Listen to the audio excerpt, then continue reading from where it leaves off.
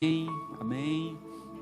É nisso que nós cremos, irmãos, é nisso que nós acreditamos, que Deus está no controle de todas as coisas, né? Ele nos trouxe aqui, Ele me trouxe aqui, eu vim direto do trabalho, algumas pessoas que estão aqui devidamente mascaradas, devidamente distanciadas para manter as regras. Nós estamos aqui não para quebrar regras, mas para cumprir a lei, as determinações e compartilhar a palavra de Deus com aqueles que precisam. E não será diferente, irmãos, porque nesses dias não dá para falar de outro assunto. Nós não podemos ignorar a situação que nós estamos passando aqui na nossa cidade, no Brasil, no mundo. Essa pandemia, essa situação que é inédita, que ninguém premeditava, ninguém sabe como isso veio, ninguém sabe direito como se comportar nesse período. Eu estou hoje com 54 anos e nunca vi algo assim na minha vida, nunca vi o mundo parar desse jeito. A gente tem alguma ideia de guerra, porque assiste o filme, porque lê as histórias e tem uma ideia de como funcionam as coisas, mas ninguém imaginava algo assim, ninguém imaginava uma situação dessa.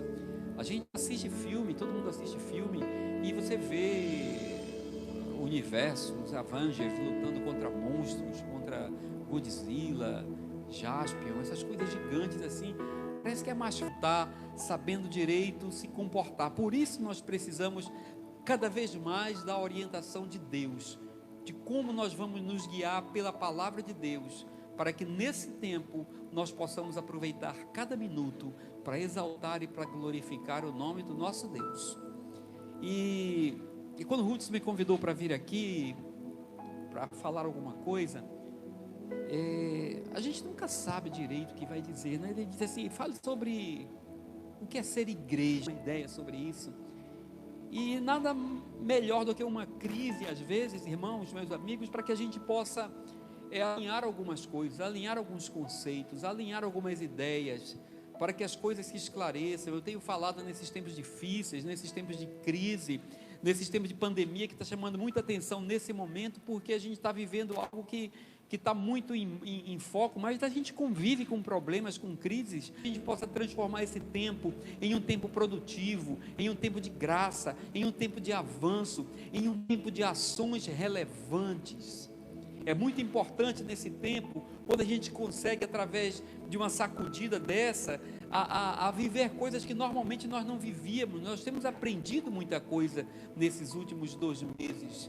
Nós temos aprendido a ficar em casa, nós temos aprendido que a gente poderia fazer coisas que normalmente nós não faríamos. Quantas vezes a gente fez promessas e disse que não podia fazer aquilo, não aguentava em casa, não aguentava uma rotina, e agora nós estamos em casa, nós estamos no meio de pessoas, nós estamos com a nossa família. A gente está aprendendo a viver com muito pouco. Os carros estão gastando pouca gasolina, a gente está gastando pouca roupa, a gente está precisando ir ao shopping toda semana. Então nós estamos vivendo com muito pouco, e parece que esse pouco tem sido suficiente.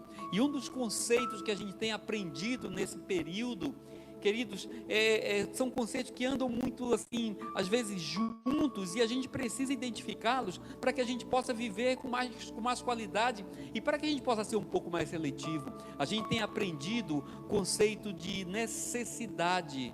O que é necessário? O que é essencial? O que é supérfluo? Quantas vezes nós tentamos fazer essa diferença para fazer uma economia, para mudar a nossa rotina, para tentar guardar algum dinheiro, e a gente não consegue identificar o que é necessário, o que é essencial e o que é supérfluo. O que a gente pode passar sem?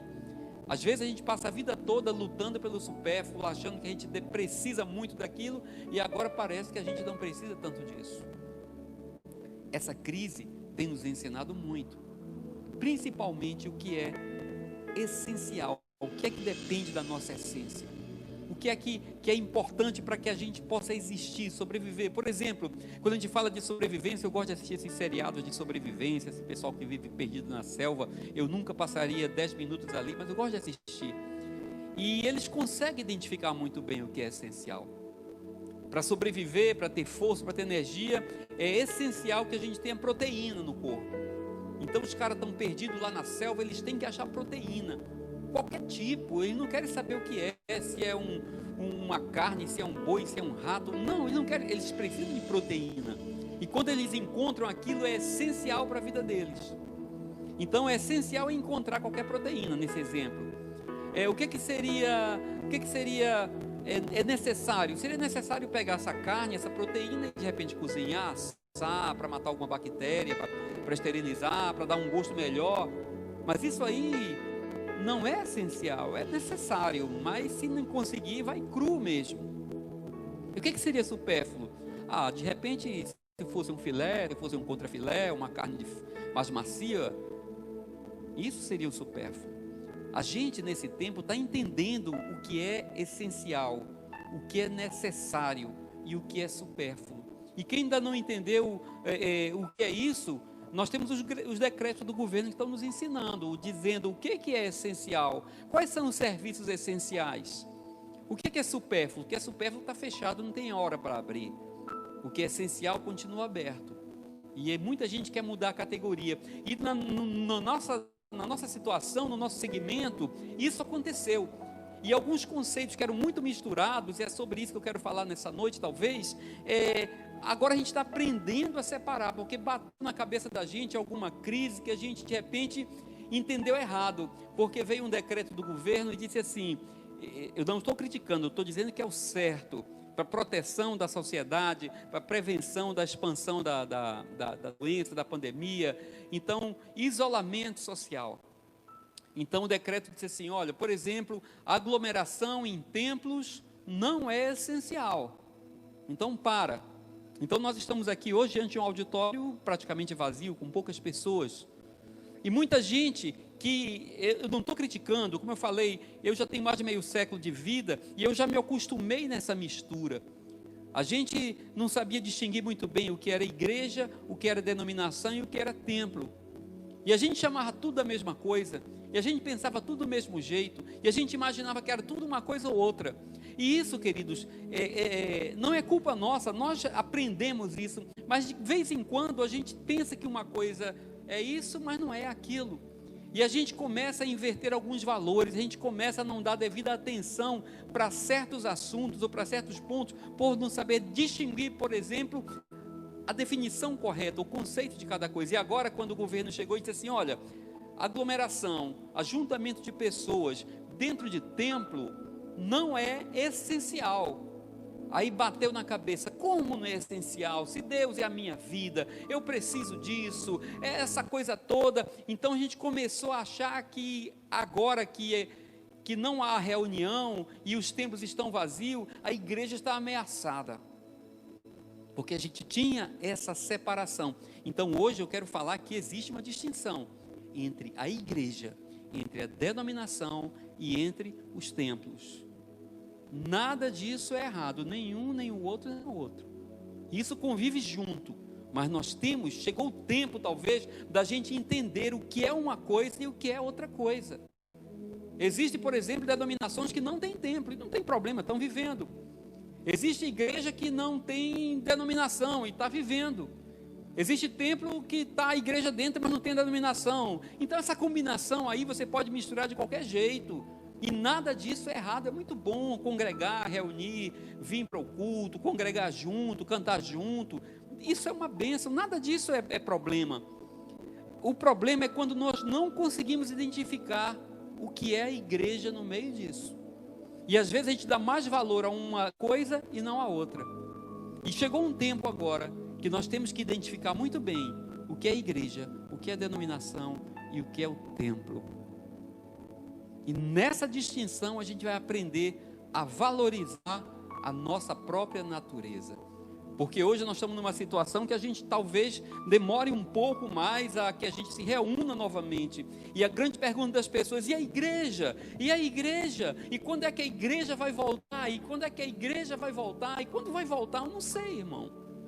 Mas eu quero que você entenda uma coisa. Chegou o tempo de assumirmos o nosso papel na sociedade.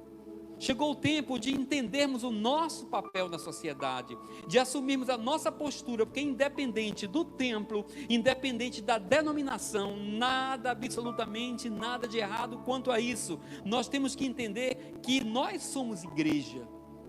E qualquer das combinações que eu falei não tem problema. O problema é quando tem as duas e não tem a igreja. Eu posso ter a igreja sem templo, eu posso ter a igreja sem denominação, mas eu não posso ter uma denominação sem igreja. As denominações sem igreja caducaram, os templos sem igreja viraram museus, mas a igreja de Jesus Cristo, essa que eu estou falando, essa permanece firme, essa permanece avançando, essa tem uma promessa de Jesus Cristo sobre a vida dela, as portas do inferno não prevaleceriam contra ela, e isso que nós estamos vendo aqui, irmãos, é uma das portas do inferno que não prevalecerá, a igreja continuará firme, a igreja está salva. É isso que nós temos que entender. Talvez volte a ser como era antes. Eu não acredito muito que vai voltar só como era antes, que um dia vai chegar e o jornal vai dizer acabou e a gente volta tudo ao normal. Não vai mais voltar do mesmo jeito. Isso aqui não é um crente, isso aqui é uma ruptura na vida de todo mundo. Todo mundo está aprendendo a viver diferente. Mas a igreja de Jesus Cristo, ela continua intacta em sua natureza, em sua vocação e em seu papel na sociedade. Temos que entender o nosso papel, e hoje o importante, queridos, o mais importante nessa época, é entendermos qual é o nosso papel como igreja para esse mundo, porque o resto já está resolvido. A igreja para Jesus, a igreja para Cristo, ela é a noiva. Tem algum problema em relação a isso? Vocês acham que Jesus Cristo está preocupado em relação à sua noiva? Vocês acham que ele vai ficar abandonado no dia das bodas? Não, Jesus está tranquilo. A noiva do Cordeiro está resolvida. A igreja é a morada do Espírito Santo, ele habita em nós. Tem algum problema em relação a isso? Não tem nenhum problema em relação a isso. A igreja é a comunidade dos filhos de Deus, então para Deus a igreja também está resolvida. O nosso papel é tratar da nossa responsabilidade como igreja em relação ao mundo. O que é que o mundo está vendo? O que é que o mundo espera? O que nós devemos fazer para que o mundo nos entenda como igreja? Então, irmãos, é sobre isso que nós temos que entender. Eu quero convidar os irmãos a abrir a sua Bíblia, quem tem Bíblia, para a gente ir aqui para o básico do básico mesmo, lá para aquela parte que não precisa de nenhum dom especial, para o rudimento da igreja, né? Eu quero convidar os irmãos a abrir a sua Bíblia no Evangelho de Mateus. Quem tem uma Bíblia pode abrir, quem está em casa tem um smartphone, pode abrir seu smartphone, um computador, quem sabe tudo decorado, não abre nada, já sabe, vai só lembrando mesmo, que não tem nenhum problema. Mateus capítulo de número 5, eu quero ler para você um texto curto, bem conhecido, mas que é muito fundamental, eu gosto muito desse texto, que ele fala muito direto para a gente. E essa narrativa aqui é uma história que fala quando Jesus ele já havia feito um sermão, né? Um sermão muito bacana, um sermão muito bonito, um sermão muito relevante. Até ainda hoje se estuda esse sermão no Monte das Oliveiras, esse sermão que Jesus fez, esse clássico sermão. E depois disso, ele conversando com seus discípulos, ele continuou falando sobre vários assuntos importantes, vários assuntos relevantes, e ele falou em um assunto aqui que fala sobre a nossa vocação. Quando pergunta assim, e como deve ser, como deve ser a igreja em tempos de pandemia?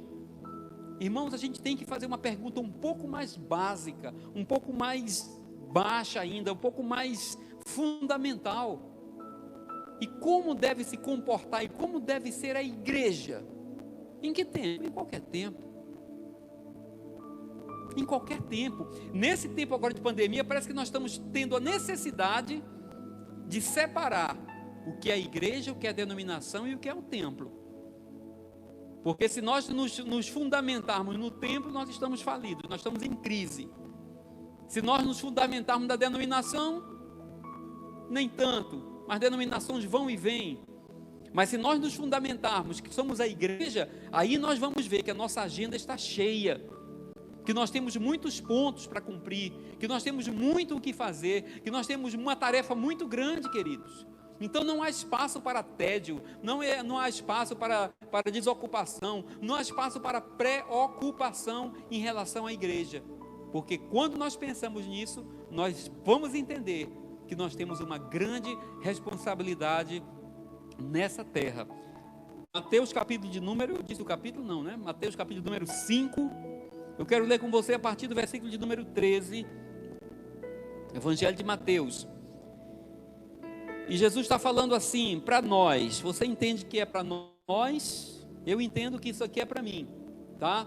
De uma maneira muito direta, de uma maneira muito simples, aqui não precisa imposição de mãos, não precisa oração, não precisa unção, não precisa qualificação, você não precisa ir para o seminário, não precisa de estudar nada, decorar a Bíblia, nada. Jesus está dando uma orientação, Ele está dando uma informação, um chamamento, uma revelação da nossa vocação aqui nessa terra, o nosso papel aqui nessa terra. E Ele diz assim no versículo 13, vocês são o sal da terra. Ele não estava falando com prédios, ele não estava falando com templos, ele não estava falando com denominações, ele estava falando com gente, com seus filhos. Até nesse ponto aqui, quando Jesus estava falando sobre isso, a igreja ainda não tinha sido revelada como igreja, mas ele já estava dizendo qual era a natureza da igreja, daqueles que iriam continuar o seu trabalho, a sua vida, daqueles que seriam a sua noiva, daqueles que seriam a sua representação aqui na terra, porque ele sabia que o ciclo dele aqui na terra iria passar, mas nós estaríamos aqui para dar continuidade. Então ele disse a primeira coisa, vocês não serão, vocês poderão ser, vocês vão fazer um teste, tem que ter uma adivinhação, tem que descobrir a senha, tem que fazer uma gincana, tem que dar uma oferta grande. Não. Naturalmente, todos nós, a quem Jesus apontou, você que está sentado aí, nós que estamos aqui, você que está aí, Ele disse, vocês são o sal da terra. Coisa muito simples. Vocês são o sal da terra. Não se pode, mas se o sal perder o seu sabor, como é que pode restaurar? Alguém já recuperou sal? Alguém consegue recuperar o sal? Como é que pode restaurar algo que perdeu a sua essência, algo que perdeu a sua natureza? Irmãos, nós temos uma característica grande, nós fomos capacitados por Deus para cumprir um papel nessa terra. Deus nos escolheu, Ele nos qualificou, Ele nos ungiu, Ele nos deu capacidade, Ele mudou a nossa natureza para que nós cumpríssemos um papel muito relevante nessa terra. O que? Salgar a terra, irmão, dar sabor às coisas, dar sentido às coisas. O sal, por menor que seja, é por isso que eu digo, a gente não tem que estar preocupado em ser multidão, a gente não tem que estar preocupado em encher as ruas, a gente não tem que estar preocupado em fazer algo que chame a atenção da sociedade, que movimente milhões, que faça um abaixo-assinado gigante, que tenha bilhões de seguidores, que encham as ruas e as avenidas com carro, com trio elétrico. Não, irmão, a igreja não precisa disso para ser relevante. Talvez se a igreja ainda use esse artifício, é um sinal de que ela ainda não confia e não consegue entender a sua natureza, a sua função, o seu papel.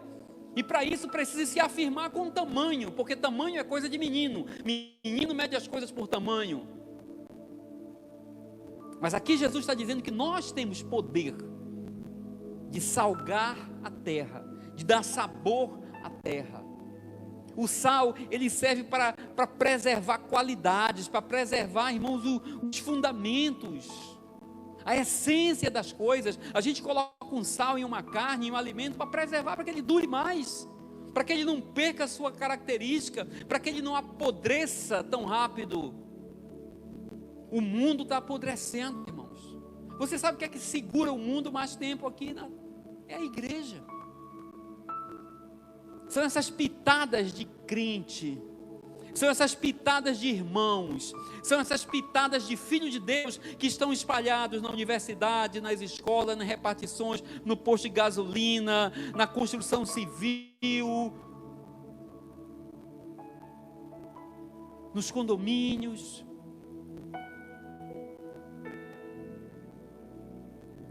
São essas pitadas de Deus que estão espalhando pela terra.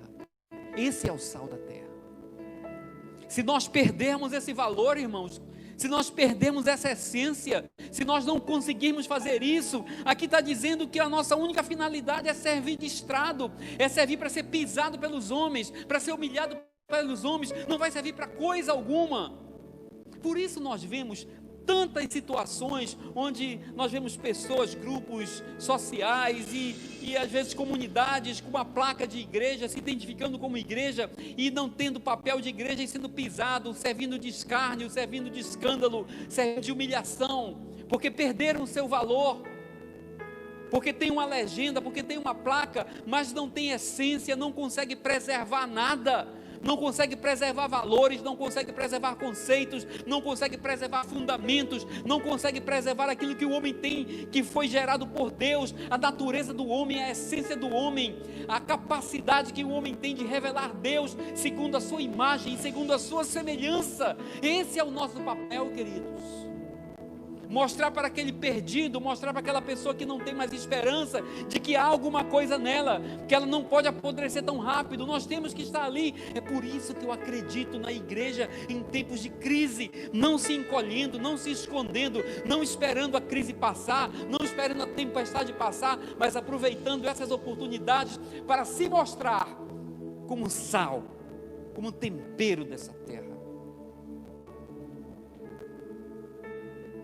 Como a igreja deve se comportar em tempos de pandemia, ela deve se comportar da mesma maneira como deveria se comportar todos os dias, sendo sal da terra, sendo talvez a última esperança de moralidade nessa terra, sendo talvez a última esperança de vergonha nessa terra, a última esperança de honestidade, o último ícone de referência. Hoje nós vivemos um mundo, queridos, onde nós não temos referência. Antigamente um garoto olhava e dizia, eu quero ser aquilo, quero ser aquele, quero ser aquilo. Hoje nós vivemos um mundo sem referência, porque as autoridades não servem de referência para a gente. O que a gente acreditava que era seguro não é, o que a gente acreditava que era certo não é, o que a gente acreditava que era justo já está corrompido. Jesus em seu tempo foi a última reserva de moralidade daquele tempo e foi pendurado em uma cruz. Hoje a igreja deve ser talvez a última reserva de moralidade, de justiça, de integridade nessa terra, como sendo sal, preservando a sua própria natureza e fazendo com que outros não apodreçam tão rápido. A igreja não pode se corromper por aquilo que o mundo está sendo corrompido. Como ser igreja em tempos de pandemia? Expondo a sua natureza, revelando Deus dentro de si. Nesse tempo com tanta abundância de gente desesperada, de gente triste, de gente angustiada, de gente passando necessidade. Quem tem uma palavra, irmão? Quem tem uma resposta? Quem tem um dedo para apontar a saída, se não for a igreja? Quem pode dar esperança ao perdido? Quem pode apontar a liberdade ao cativo? Quem pode apontar o caminho àquele que está atordoado sem saber para onde ir? Senão a igreja. Se nós não fizermos isso, irmãos, se nós não formos sal, eu aconselho aproveitar esse tempo e não voltar mais, porque nós não estaremos fazendo falta nesse mundo. A igreja de Jesus Cristo, ela tem um papel relevante nessa terra.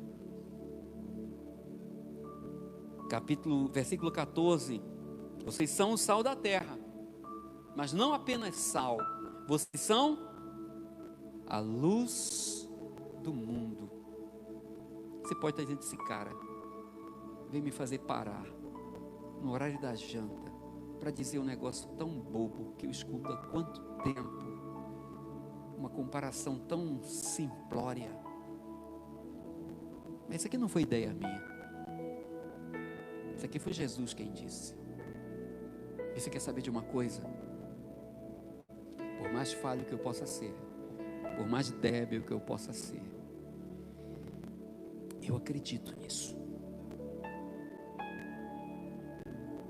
Eu acredito nisso. Eu acredito que eu posso ser sal onde eu trabalho, que eu posso ser luz nas trevas desse mundo.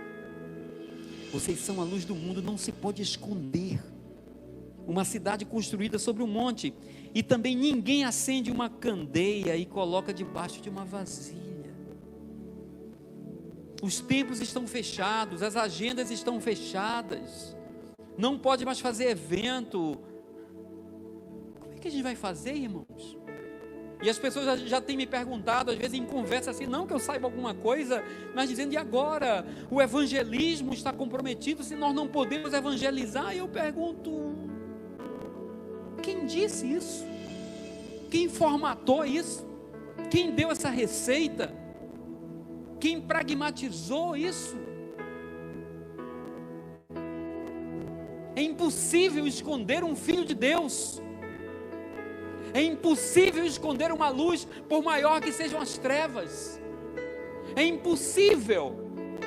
O apóstolo Paulo foi jogado em prisões, em cárceres terríveis. Não tinha direitos humanos naquele tempo para defender. Ele foi jogado em buracos. E de lá, quantas cartas ele escreveu para nós, quantas ele salvou, o carcereiro, recuperou o perdido, arrumou a vida financeira de outro, deu um empurrão, gerou filhos. Uma das palavras mais fortes das cartas de Paulo é quando ele diz assim, olha, receba Onésimo, o meu filho gerado em algemas. Quem tem autoridade para dizer isso? Quando nós acreditamos que temos que ter um espaço grande, temos que ter som, temos que ter efeito de som, temos que ter fumaça, temos que ter teclados, temos que ter banda de fora, temos que ter tanta coisa para poder evangelizar. Paulo gerava filhos algemado. Porque não se pode esconder uma luz acesa. Nós não somos, irmãos, seres iluminados, nós somos luminosos, nós temos luz própria. A gente não precisa de holofotes baterem na gente, a gente não precisa de luzes baterem na gente para que a gente reflita alguma coisa. Nós temos a luz em nós. Nós estamos aqui com autonomia para no meio das trevas gerar luz. Essa é a nossa diferença. A igreja, ela usa templos, a igreja tem usado denominações, nada contra isso. Mas, irmãos, a essência de tudo está na igreja. Porque nós somos a luz do mundo. Como ser igreja em meio à pandemia? Muda a pergunta. Porque quando acabar a pandemia, o que é que você vai fazer? Ou você está esperando acabar a pandemia para ser alguma coisa, irmão?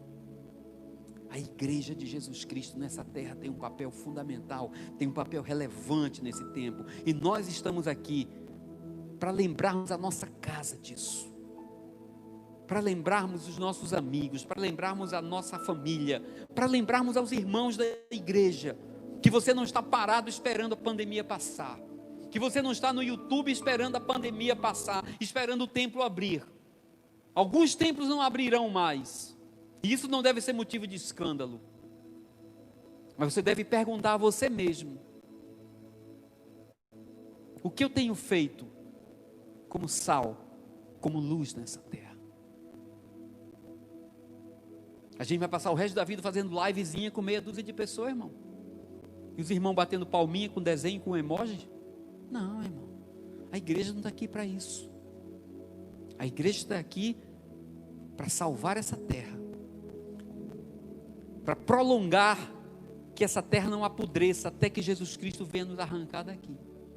A igreja está aqui para ser a última esperança, talvez, de resposta, de vida, de moralidade, em um mundo corrompido, em um mundo perdido. Ai do mundo, se no meio de uma crise como essa, uma pandemia como essa, não tiver a igreja. Quem vai apontar o caminho? Quem vai apontar a luz? As pessoas morrem nas trevas porque elas não sabem encontrar a saída, não sabem encontrar a solução.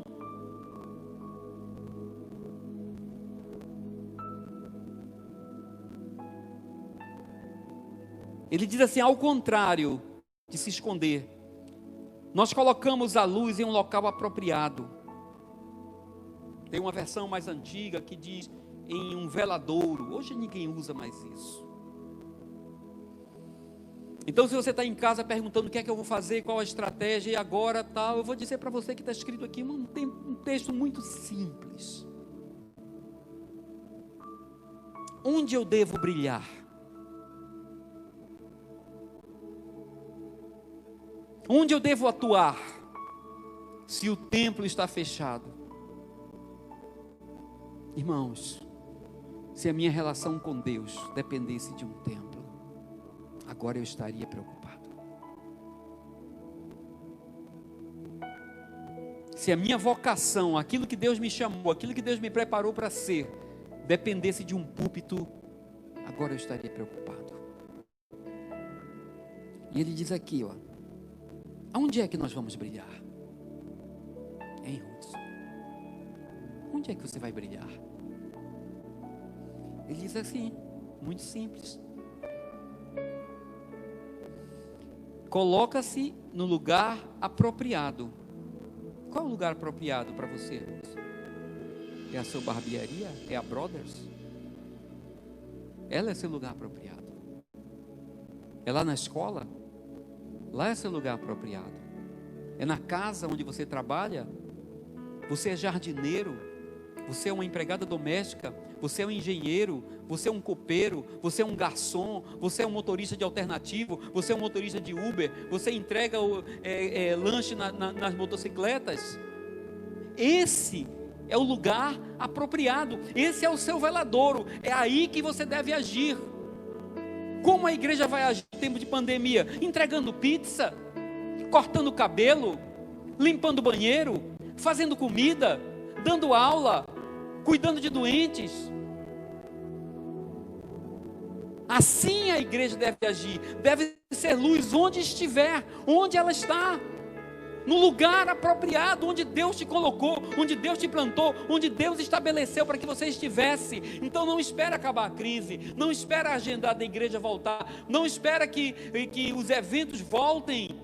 Olha para onde você está. Esse lugar se chama veladouro, se chama lugar apropriado, onde você quer uma lâmpada, foi encaixada por Deus, Ele amarrou você lá, e às vezes você reclama porque está amarrado, não consegue sair, mas quem te colocou lá foi Deus, para que você simplesmente, sem nenhum esforço, a melhor parte é que não precisa de esforço. Quando nós fazemos aquilo para o qual nós fomos criados, a nossa vocação, segundo a nossa natureza, a gente simplesmente faz. Quem já ouviu aqui alguma escola? Quem já viu aqui alguma escola? Está no tempo aí, meu querido? Está no tempo aí, tá? Está no tempo, né?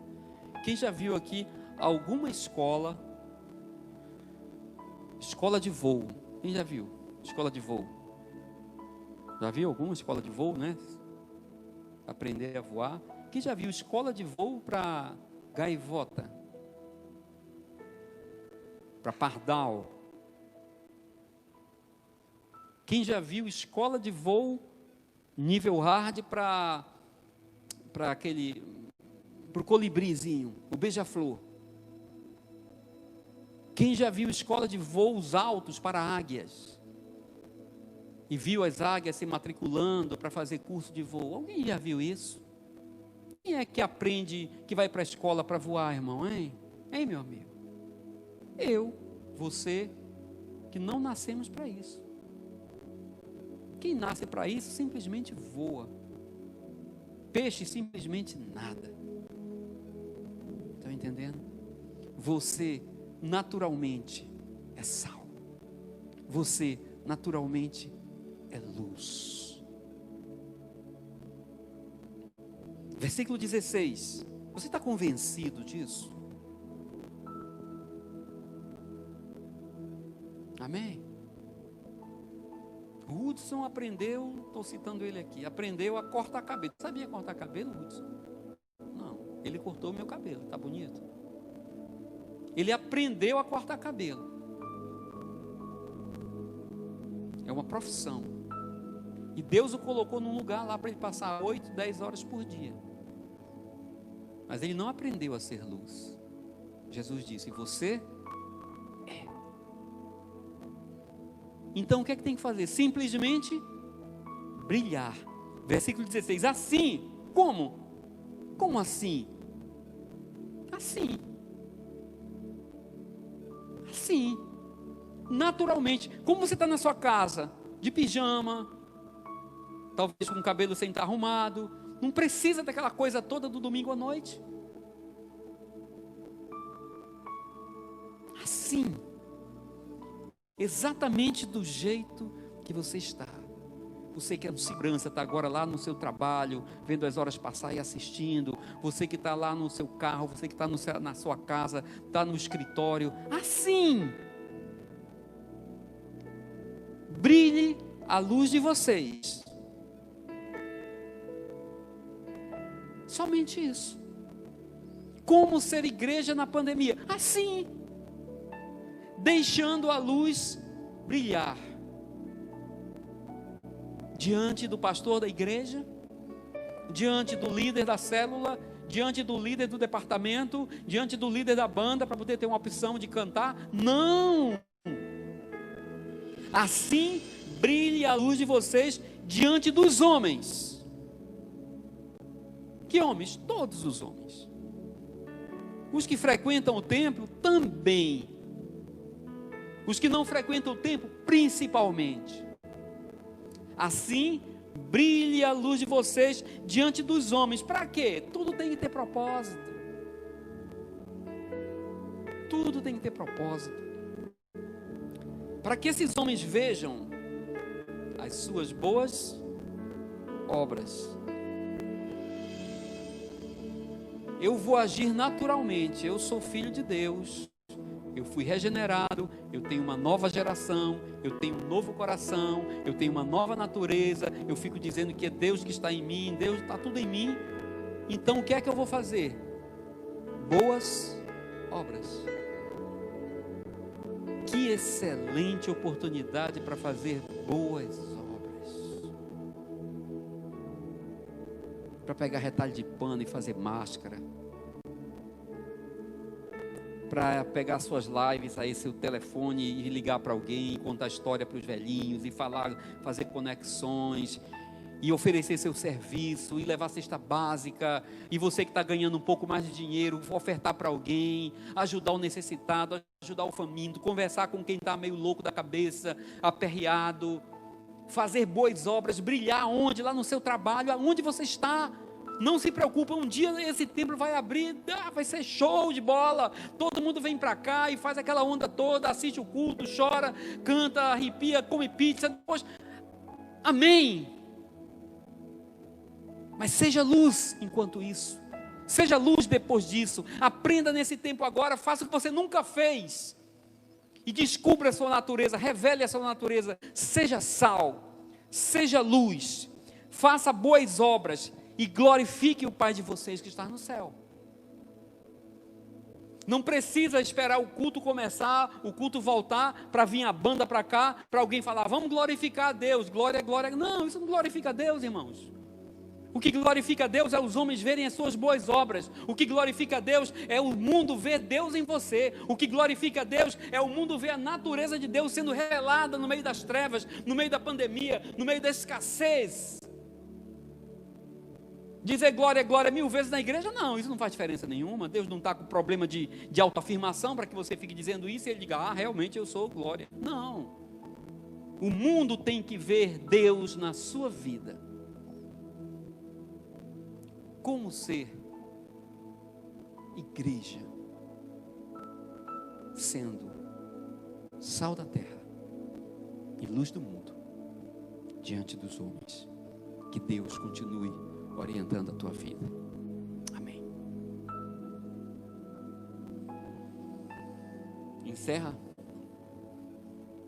Eu quero, já que o diretor mandou encerrar, irmãos, eu quero acreditar que eu não vim aqui por acaso. Eu quero orar por você que está na sua casa. Eu quero orar por você que está no trabalho. Eu quero orar por você que está sem trabalho. Eu sei que a situação de muitos é delicada. Tem muita gente, como eu já falei, ganhando dinheiro. Tem algumas coisas funcionando, mas a maioria não está. E todo dia que eu, na minha casa, sento na mesa com as minhas filhas, a minha esposa, e a gente ora, esses dias eu tenho pedido muito por quem não está tendo essa oportunidade de uma certa fartura esses dias. E eu quero orar por você. Eu vou orar primeiro por você que tem. Eu quero pedir primeiro por você que já tem alguma coisa, que já almoçou, que já jantou e tem alguma coisa para amanhã. Para que você lembre quem foi que colocou isso na tua mão, quem foi que encheu a tua mesa, e para que o Espírito Santo de Deus toque no teu coração, para de repente fazer com que a sua luz brilhe agora com aquele vizinho do lado, aquele seu parente, aquele seu cunhado, aquela sua cunhada, aquele seu primo, para que ele veja as boas obras de Deus na tua vida, e o teu nome seja esquecido, e o meu Deus seja glorificado. Pai, eu quero te agradecer, Senhor, pela tua bondade na nossa vida. Quero te agradecer porque em meio a todas essas coisas, o apóstolo Paulo disse, eu estou fazendo muita força e estou dizendo também, em meio a tudo isso, nós somos mais do que vencedores em Cristo Jesus. Pai, eu sei que tem alguns irmãos meus, alguns amigos agora que estão me assistindo, e eles estão numa situação relativamente boa, estão tendo o do dia a dia, Senhor. Pai, através do teu Espírito, mostra para eles que isso não foi força deles. Mostra para eles que isso não foi capacidade deles. Que você deu a eles essa força, essa capacidade, essa habilidade. E hoje eles têm alguma coisa até além do que precisam, Senhor. Senhor Deus, faz com que o coração deles entenda que tudo isso não é deles, é teu e para os teus filhos, Pai. E toca no coração, no nosso coração, para que nós possamos olhar para o lado, olhar para frente, olhar para trás, para os vizinhos, para os amigos, independente de religião, independente de serem da nossa patotinha ou não, Senhor, mas que nós possamos, Senhor Deus, ser um canal de bênção. Que nós possamos ser, Senhor Deus, peço para a minha vida, peço para a minha casa, peço para a vida dos meus irmãos que me convidaram aqui, peço para a vida da denominação, Senhor Deus, que nós fazemos parte, Pai, eu peço para a vida dos meus irmãos, Senhor Deus, nos transforma nessa noite, nesse tempo difícil para o mundo, Pai, nos transforma, Senhor Deus, em resposta de oração. Que nós sejamos a resposta ao cansado, que nós sejamos a resposta ao faminto, que nós sejamos a resposta ao sedento, Senhor, porque você tem nos dado um pouco mais. Pai querido, que você possa chegar através da nossa vida, esse é o nosso compromisso, esse é o compromisso da tua igreja. Que ore, Senhor Deus, não mandando que você mande anjos, Pai, mas que ore dizendo, me disponibiliza, quebra meu coração para que eu possa ir. Que você possa chegar na vida de tantos que estão precisando, através da minha vida, através da vida dessas pessoas aqui, Pai. Não vou pedir joinha para canal, Senhor Deus. Eu vou pedir que essa palavra se confirme através das ações dos meus irmãos, através de corações, Senhor Deus, que nessa noite estão entendendo que são sal e são luz nessa terra, e que nós como igreja temos que agir de forma relevante, temos que colocar a mão na massa, temos que enfiar a mão no bolso, e abençoar aqueles que precisam, os teus filhos, assim eles vão te conhecer, Pai, assim eles vão ver as nossas boas obras, que foi você quem fez em nossa vida, e vão glorificar o teu nome, hoje e para todo sempre. Que Deus abençoe a sua igreja.